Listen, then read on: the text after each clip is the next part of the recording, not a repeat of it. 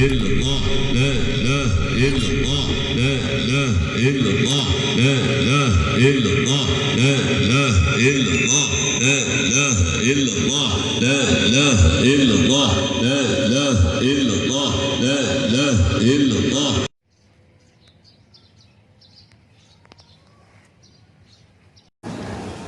Alhamdulillahi rabbil alamin. Allahumma salli ala sayyidina wa maulana Muhammad wa ala alihi wa sahbihi ajma'in. Alhamdulillah, pada siang yang berbahagia ini kita dapat berkumpul bersama-sama di Bukit Senyum. Bukit Senyum namanya wali ya. InsyaAllah kita terus bisa tersenyum dalam hidup ini hingga sampai tersenyum saat sakaratul maut nanti. Dan itu tidak mudah, ibu-ibu. Tersenyum waktu itu tidak mudah. Belum tentu orang bisa tersenyum di Bukit Senyum ini juga dapat tersenyum di saat sakaratul maut. Enggak mudah senyum pada waktu itu, kecuali dengan tauhid tasawuf. Kecuali dengan apa bisa senyum? Dengan tauhid tasawuf. Jadi insyaallah dengan ajaran ini kita bisa tersenyum hingga sampai kepada sakaratul maut.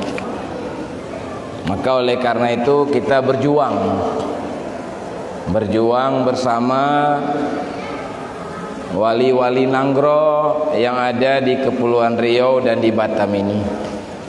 Yang terhormat wali Nanggro kita, Kepri, Ketua MPTT, Ketua Wali Nanggro Batam, dan senior-senior kita, Teguh Saidi, terutama sekali guru-guru kita, Abuya Busra, ada Dr. Zainuddin yang kita hormati juga, dan Abi Muhtar dari Jakarta, dan semua kawan Teguh Saidi, kawan-kawan MPTT, para tamu undangan yang mewakili pemerintah, dan istimewa ibu-ibu P2T yang saya muliakan.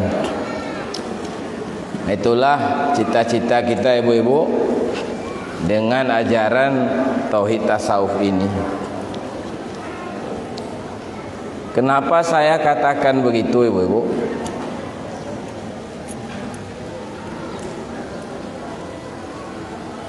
Karena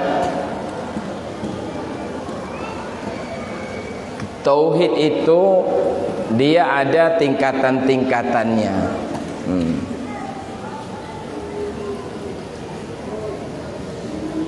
Atau iman juga demikian. Ada iman atau tauhid yang sempurna. Berarti kalau disebut ada yang sempurna, berarti ada yang tidak sempurna. Ada yang tidak sempurna. Sekarang ibu-ibu, bapak-bapak sekalian, semua orang mengakui Tuhan. Kayak ibu-ibu mengakui Tuhannya adalah Allah. Dan mengakui juga tanpa ada keraguan sedikit pun, tanpa ada keraguan bahwa Allah itu adalah zat yang maha agung, pencipta langit dan bumi, yang mencipta hidup dan mati. Betul ibu-ibu? Semua kita percaya seperti itu? Betul. Tapi tidak semua kita mencintainya. Tidak semua kita mencintai Allah yang kita yakini itu maha ini, maha itu. Dan tidak semua kita rindu padanya. Tidak semua kita takut padanya. Banyak orang malah tidak salat, tidak ikhlas dalam berbuat, padahal dia meyakini Tuhan, meyakini ada Allah, meyakini ada Tuhan yang maha memberi rezeki, tapi dia tetap susah dengan soal rezekinya. Cacat enggak iman kita ibu-ibu kalau seperti itu? Kita percaya kepada Allah maha hebat, maha agung, tapi kita tidak takut padanya. Cacat enggak iman? Kita tidak rindu padanya, tapi kita yakin dia zat yang maha sempurna. Cacat enggak iman? Cacat. Jadi sekarang ini semua kita beriman, Bandung bertauhid, tapi dengan tauhid dan dengan iman yang cacat. Maka kita sering, khususnya bulan Ramadan, membaca doa, Allahumma ja'alna bil imani kamilin. Berikan aku ya Allah, atau berikan kami iman yang sempurna. Berarti ada iman yang cacat. Karena itu ibu-ibu, kita sering mendengar pada guru-guru ada istilah ilmul yakin, ada istilah ainul yakin, ada istilah hakul yakin. Itu sangat penting kita memahami istilah-istilahnya, karena itu bagian daripada ajaran ihsan. Seperti tadi Wali Kepri mengatakan pilar atau rukun daripada agama itu ada 3, iman, Islam dan ihsan. Jadi ilmu yakin seperti kita meyakini di Mekah itu ada Ka'bah. Kita meyakini di Mekah ada Ka'bah.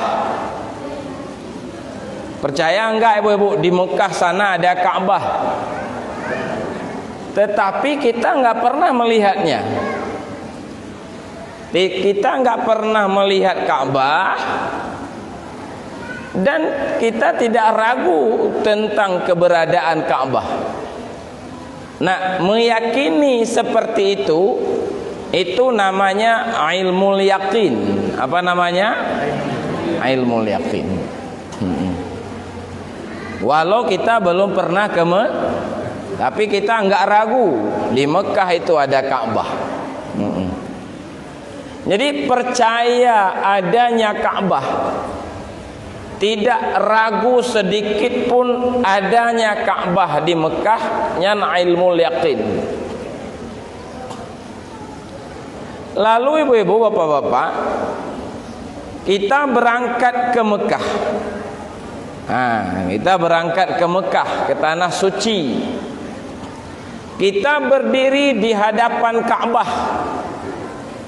Kita menyaksikan Ka'bah dengan mata kepala kita sendiri. Menyaksikan Ka'bah dengan mata kepala berlangsung, itu namanya ainul yakin.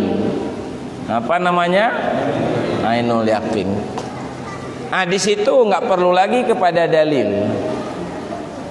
Di lab pada ilmul yakin itu masih butuh dalil. Tungku Saidi percaya enggak di Mekah ada Ka'bah? Percaya, ini ada dalilnya nih. Ada, saya lihat gambar-gambar Ka'bah di YouTube, di HP, dan pakai dalil. Tapi kalau sudah berada di depan Ka'bah, untuk mengetahui Ka'bah tidak lagi berhajat kepada dalil. Itu namanya ainul yakin. Apa namanya? Ainul yakin. Tetapi belum begitu kuat juga dibanding dengan satu lagi, hakul yakin. Di samping terlihat Ka'bah, tapi masih terlihat Masjidil Haram, masih terlihat orang tawaf, masih terlihat yang lain. Yang baru mantap lagi, masuk ke dalam Ka'bah, hilanglah segala sesuatu selain Ka'bah. Itu namanya hakul yakin. Hakul ya. Jadi lihat ke kiri Ka'bah, lihat ke kanan, di bawah, atas, semua diliputi oleh Ka'bah. Hilanglah dalam pandangan kita selain Ka'bah. Nyan nanji, bahasa Aceh, oh nanji namanya hakul yakin. Hakul ya. Tauhid seperti itu lebih kurang, ibu-ibu. Umpama saya pasang contoh kedua, karena tauhid tasawuf ini harus pakai contoh. Karena dalam kitab dikatakan, kitab diantara lain Ittihaf fi Sadatil Muttaqin namanya. Itu soal rasa. Rasa itu di atas akal. Maka untuk memahami itu harus pakai tamsil. Karena man lam yazuk lam yadri. Nyok lagi ya Pak Dokter. Siapa tidak merasakan, dia tidak akan tahu. Maka perlu kepada contoh. Contoh tadi sudah satu, Ka'bah. Ada itu ilmu yakin, ainul dan hakul yakin. Contoh lain ibu-ibu, itu istilah ilmu ainul hakul yakin itu, bila diganti kalimatnya tauhid awam, tauhid khawas, tauhid khawasul khawas. Hanya kita ganti ibaratnya. Sama itu maksudnya.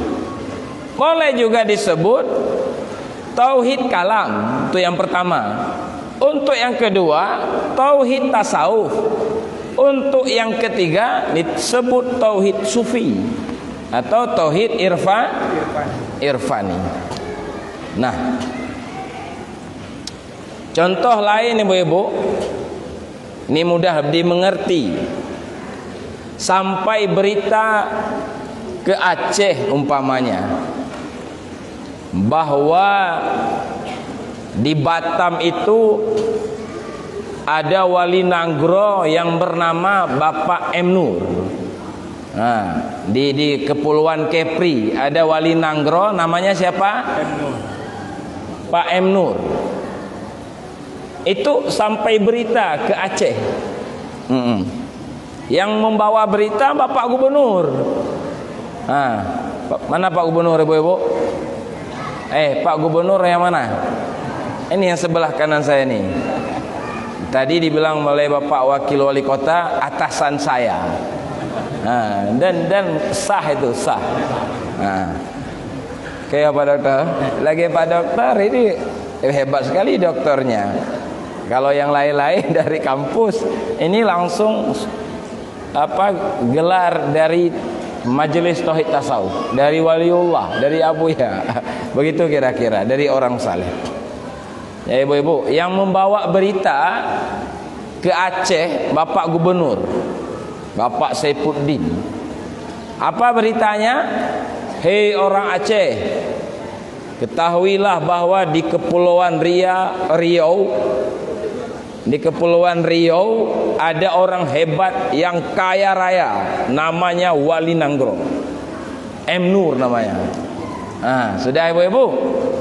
Karena yang membawa berita benar, orangnya jujur, dan banyak bukti diperlihatkan foto-foto Wali Nanggro, maka yakinlah orang Aceh adanya bapak tersebut di Batam, ya, meyakini berita itu namanya ilmu yakin.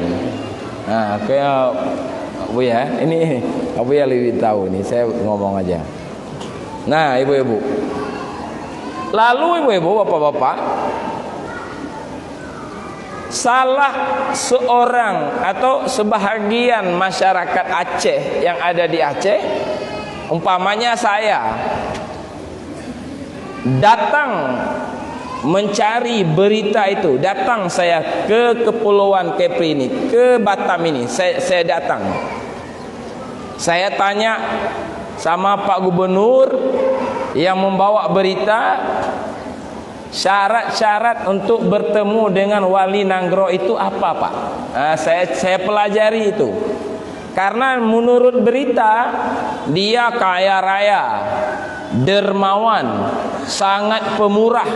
Itu berita yang sampai. Jadi saya ingin dekat dengan Wali Nanggro. Disampaikan oleh Pak Gubernur syarat-syaratnya. Harus ada sertifikat vaksin, yang syarat pertama. Harus ada sertifikat vaksin. Dan kalau jumpa dengan beliau harus ada masker.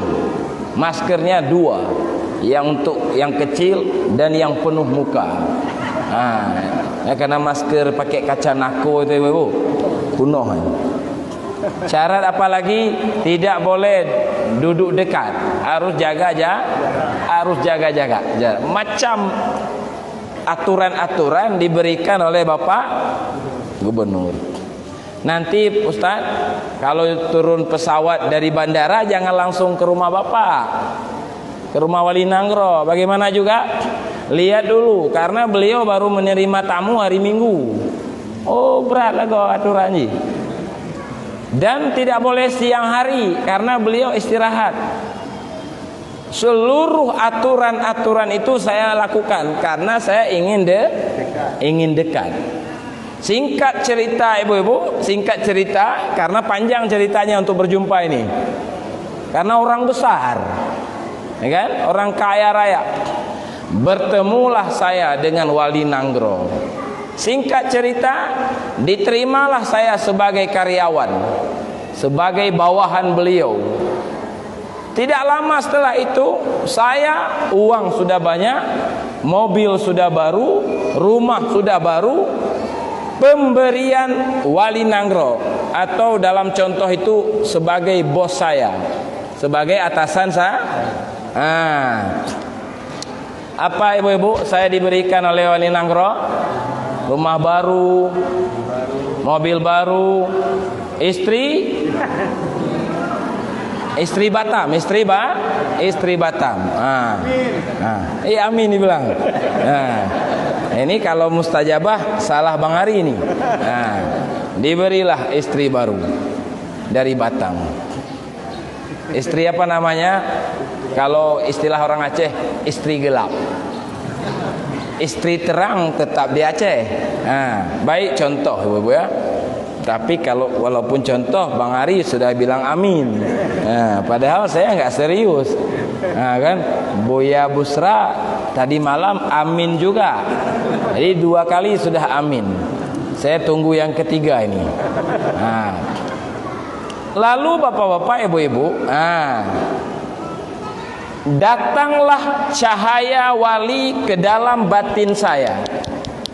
Apa cahayanya? Luar biasa sifat kasih sayangnya. Gara-gara beliaulah saya memiliki mobil baru. Gara-gara beliaulah saya punya rumah baru. Datang itu ke dalam batin. Hilanglah perbuatan saya. Arti hilang bukan saya yang berbuat sehingga saya hebat, tapi walilah yang berbuat. Hilanglah sifat-sifat saya ke dalam sifat wali. Seperti itu namanya ainul yakin. Ya, seperti itu apa namanya? Ainul yakin. Yang pertama mendengar berita dari Pak Gubernur tadi apa namanya?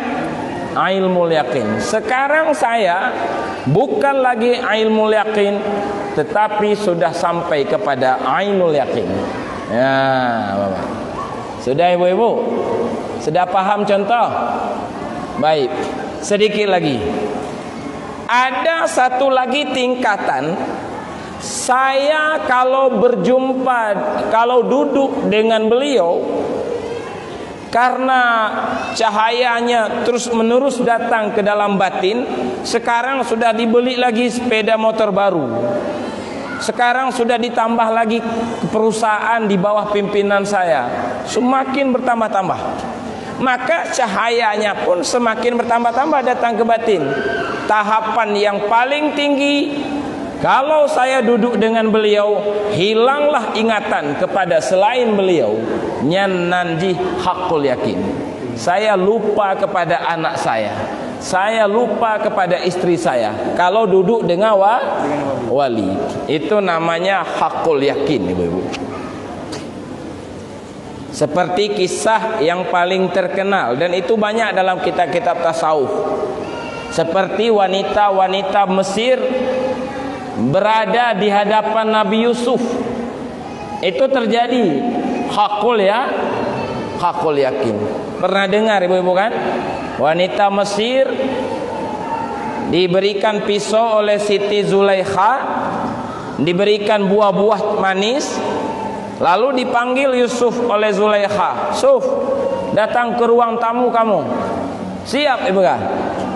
Begitu datang ke ruang tamu, wanita-wanita matanya gimana wali? Tukuya melihat kegantengan Nabi Yusuf, hilanglah ingatan kepada dirinya. Terpotong tangan, serombongan wanita meninggal dunia karena kehabisan darah. Lupa kepada dirinya. Bukan wanita itu jadi Yusuf, lalu Yusuf jadi wanita, tidak. Wanita tetap wanita, Nabi Yusuf tetap Nabi Yusuf. Cuman si wanita tidak lagi ada dalam batinnya selain Yusuf, termasuk dirinya. Itu namanya hakul yakin. Dan itu ibu-ibu, ya kan, sering itu dilakukan, dialami oleh bawahan di bawah pimpinan, di hadapan pimpinan. Sering itu TNI di hadapan Pangdam, itu biasa dia mengalami itu. Kalau berdiri di hadapan Pangdam, polisi umpamanya di hadapan Kapolda, atau bawahan-bawahan yang lain di hadapan pimpinannya, sering terjadi hakul yakin. Mah Buya kena ajak tanya Paknya, model begitu berhidup terhadap Allah je no. Bak makhluk, jangan ada pada makhluk, jangan terhadap makhluk. Bisa gambaran seperti itu mau dibawa oleh Abuya, bisa terjadi di hadapan Allah. Allahu Akbar. Baik ibu-ibu, saya mau tanya ibu-ibu. Ibu-ibu nggak dengar lagi. Saya mau tanya, dalam contoh tadi, saya cinta nggak sama Wali Nanggro? Cinta. Rindu nggak saya sama beliau? Dalam contoh, rindu. Kalau beliau telepon saya jam 3 malam dalam keadaan hujan, kira-kira saya mau penuhi panggilan beliau atau tidak? Mau saya datang atau tidak? Mau saya datang. Kalau saya orang Aceh yang mendengar berita tentang ada beliau di Batam, hanya mendengar berita, tidak datang seperti saya, cinta enggak sama beliau? Tidak. Rupanya dengan ilmu yakin tidak membuahkan cinta, tidak membuahkan rindu. Baru membuahkan rindu dan cinta dengan paling kurang tauhid tasawuf. Baik ibu, itu tadi apa namanya contoh-contoh. Sekarang kita langsung masuk kepada intinya. Pertama, datang berita, yang membawa berita adalah Nabi besar Muhammad sallallahu alaihi wasallam. Apa berita yang dibawa? Hei umat manusia, ketahuilah oleh kalian bahwa ada pencipta alam semesta bernama Allah. Dia qadim, dia baqa, dia mukhalafatuhu lil hawadis, dia qiyamuhu binafsi, dia qudrah, iradah, ilmu. Disampaikan berita kepada kita tentang ada Tuhan, pencipta langit, pencipta bumi. Yakin kepada berita itu namanya ilmul yakin. Itu namanya akidah. Punani ya. Makanya bapak-bapak, ibu-ibu, tauhid akidah adalah tauhid dasar. Maka kita Sirus Salikin, pamanya kita baca kita Sirus Salikin, itu ada dalam satu juzu dikatakan tauhid seperti itu atau akidah itu namanya tauhid awam. Maksudnya dasar. Kita meyakini ada Tuhan bernama Allah. Yakin betul kita, enggak ragu. Maka sahlah iman. Tetapi iman belum sempurna. Kapan sempurna? Kita dekati dulu, seperti saya dekati Wali Nangro tadi. Kita dekati Allahnya. Dengan pun syarat-syarat tak dekati. Tanya mbak urang mbak berita, mbak Nabi atau mbak waris Nabi, kita tanya berita, pembawa berita, syarat-syaratnya. Maka syarat-syaratnya adalah inilah syariat yang dibawa oleh Nabi, kita amalkan untuk bisa dekat dengan Tuhan yang kita yakini itu. Maka disyariatkanlah ibu-ibu salat, puasa, apalagi zakat, haji. Lalu dilarang karena ada larangan-larangan. Melaksanakan perintah, menjauhi larangan-larangan, itu adalah syarat menempuh perjalanan. Itu adalah syariat namanya. Syariat namanya. Belum sempurna ibu-ibu. Belum datang rindu itu belum. Maka kita datanglah. Dengan apa kita datang? Dengan syariat. Maka zikir. Itulah perlu kepada banyak zikir. Ya ayyuhalladzina amanu dzkurullaha zikran katsiran. Wahai orang beriman, berzikirlah kamu kepada Allah dengan zikir yang banyak-banyak. Dengan zikir apa? Yang banyak-banyak. Itulah maksud ratib seribai. Zikir yang banyak-banyak. Di Aceh dipersoalkan ratib seribai. Di Batam ada enggak? Enggak, insyaallah. Persoalkan begini. Dibilang 1000, tapi zikirnya 100 kali. Bohong orang itu.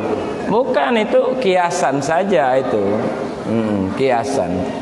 Seperti saya bilang, mohon maaf, beribu-ribu maaf, mana ada ribu, sekali aja. Oke, Bu, untuk menggambarkan banyak. Makanya bapak-bapak, ibu-ibu, baik, kita dekati Tuhan dengan bertaubat, dengan memperbanyakkan zikir. Kalau Abu Ya bilang, dengan tahan disakiti, tahan tidak menyakiti. Yang jalanan kita dekati. Tentu memang tidak mudah, karena berlawanan dengan nafsu, berlawanan dengan syaitan. Mana yang mudah? Dari Aceh ke Batam tuh bertemu Wali Nanggro itu mana yang mudah? Paspor, tiket pesawat, maka begini juga. Maka dekati Allah. Maka ada istilah syariat, tarikat, dan hakikat. Apa syariat, ibu-ibu? Naik pesawat menuju Batam itu syariat. Saat berada dalam perjalanan, hati saya berjalan. Kemana berjalan? Kepada Wali Nanggro, kepada Batam berjalan. Badan saya dengan pesawat, hati saya bersama Wali Nanggro berjalan kepada Tengku M Nur. Berjalan hati itu namanya tarikat. Wajjahtu wajhiya lillazi, itulah dia. Maka banyak orang salat tidak mampu mencapai salat tarikat, hanya mampu mencapai salat syari. Maksudnya begini, rukun 13-nya ada, rukuk sujudnya tapi hatinya berjalan ke toko. Mulutnya wajjahtu wajhiya, hatinya ke proyek. Bertentangan enggak mulut dengan hati?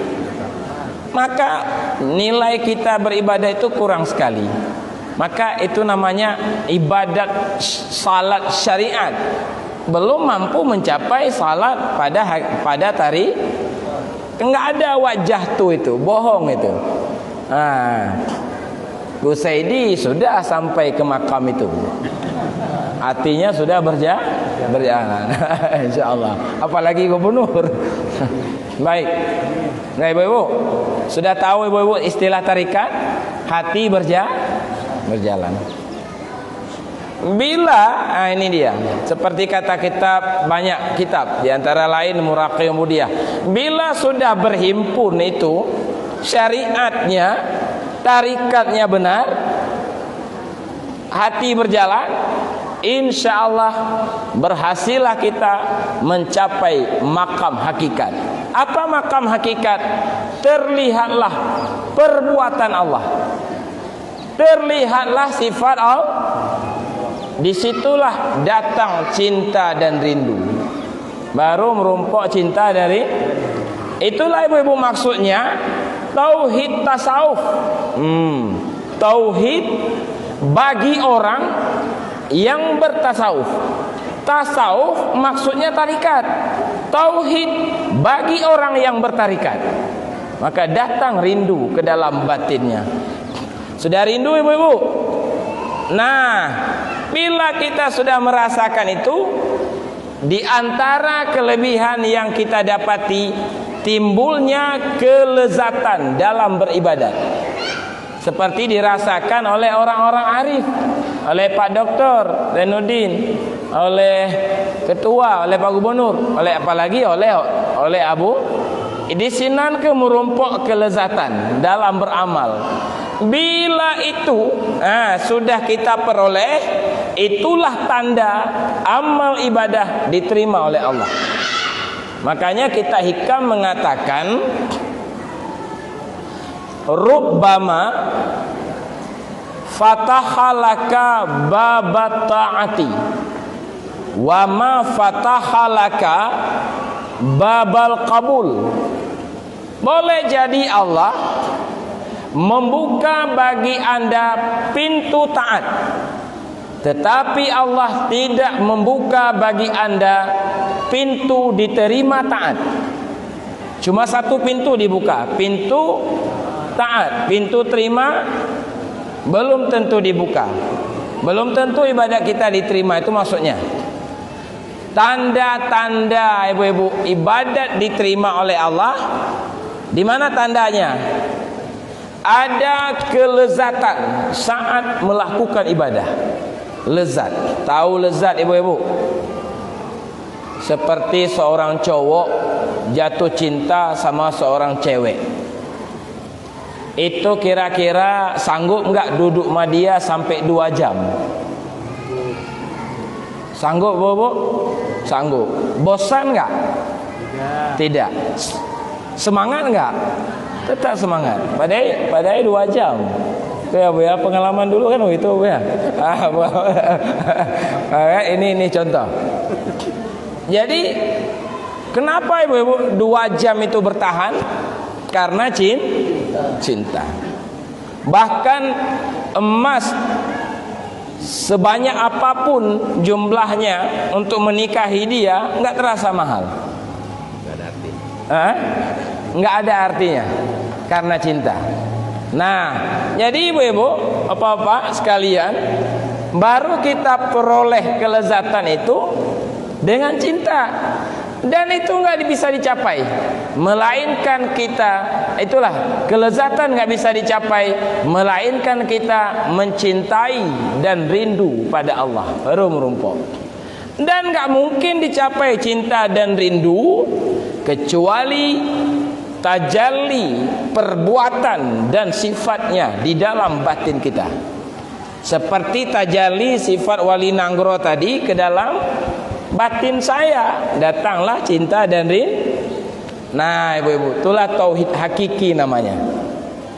Dan ini yang tidak diangkat lagi. Malah banyak orang memahami itu bertentangan dengan akidah Ahlussunnah. Banyak di Aceh begitu, padahal memperkokoh akidah, memperkuat akidah dengan tauhid tasawuf itu. Ya. Nah ibu-ibu, saya tanya juga, dan kita sama-sama tahu, walau kita meyakini hawa nafsu dan syaitan adalah musuh, kan begitu? Tapi banyak kita berteman dengan mereka. Tapi kita mengakui itu musuh, tapi kita berteman dengan dia. Kita tunduk pada ajakannya. Rupanya ibu-ibu, tauhid ilmul yakin atau tauhid dasar itu tidak mampu menundukkan syaitan dan hawa nafsu. Kata Imam Ghazali, baru bisa syaitan dan hawa nafsu tunduk kepada kita bila kita tauhid sudah sampai kepada martabat hilang hukum wasitah di dalam batin kita. Hilang apa? Begini hukum wasitah.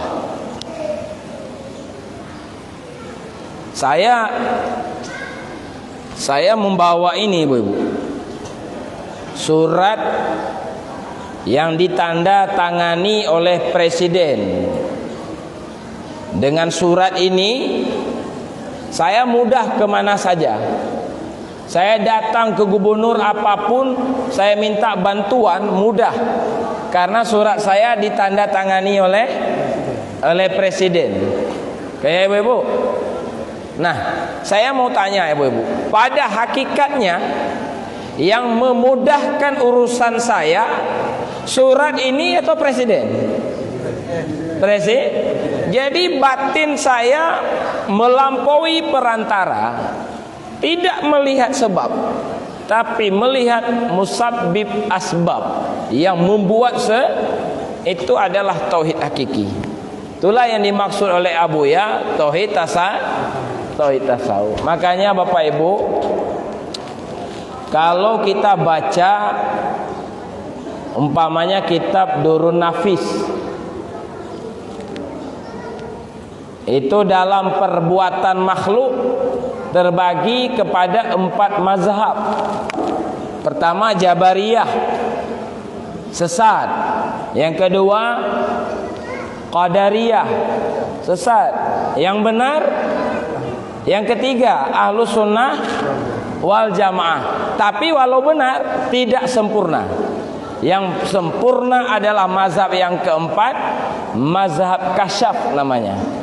Kasyaf seperti contoh tadi, kasyaf tersingkap ke dalam batin kita perbuatan dan sifat-sifat Allah. Yang kayaknya nunggu target ji. Kayaknya pada dokter. Lebih kurang begitu Bu ya. Jadi sudah cukup ibu-ibu. Sudah jam 11. Nanti butuh lagi waktu untuk foto bersama. Kan ini kan belum tuntas nih, foto bersama, makan minum. Jadi saya pikir kan itulah maksud daripada P2T. Tadi dilantik, dikukuhkan oleh Pak Doktor. Ditanya begini, siap dilantik? Siap, dijawab. Siap berjuang? Siap juga. Siap memperjuangkan tauhid tasawuf? Siap. Itulah yang perlu diperjuangkan. Tentu butuh kepada, seperti kata kita sampaikan malam tadi di posko, perlu kepada 5 syarat. Kayak gua tadi kan, perlu kepada himmah yang kuat. Ibu-ibu harus ada himmah yang kuat, harus istiqamah. Seperti Bang Hari ini istiqamah sekali.